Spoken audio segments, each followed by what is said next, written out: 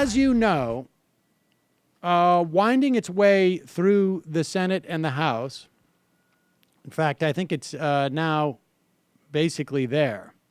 Bob Corker has dropped his objections as of Wednesday about the House bill that suggested sanctions on North Korea, Russia, and Iran.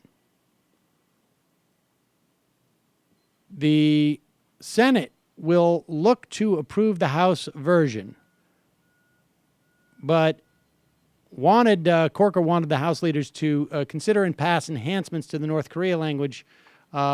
Basically, that would, it's unclear to me what Corker wanted, but I think it was issues about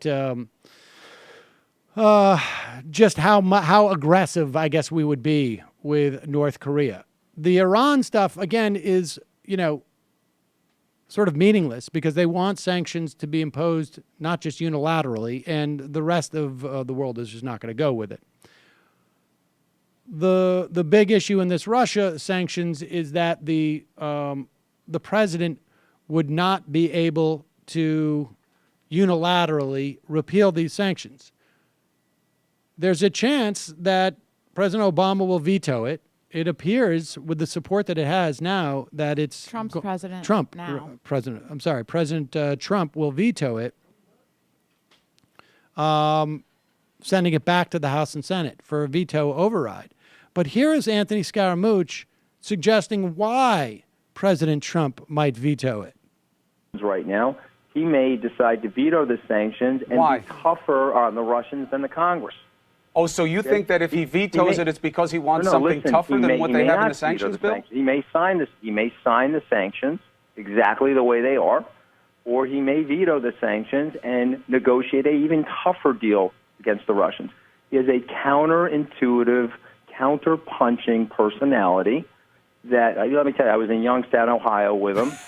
You cannot believe the fan base there. The American people get it. American people like what he's doing. The establishment does not like what he's doing. He's going to disrupt the establishment. Why do you call the majority of America to make it fair for the American people? Why do you? All right.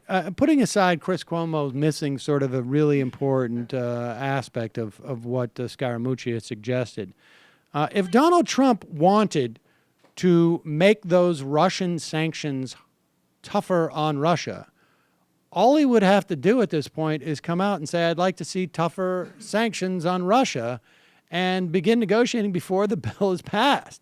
Doesn't need to wait to veto it. So, I mean, it's obviously a lie, and it's one that I think Chris Cuomo should really sort of key into, because when Trump does veto it, I think that you're going to find that's the lie that they're telling.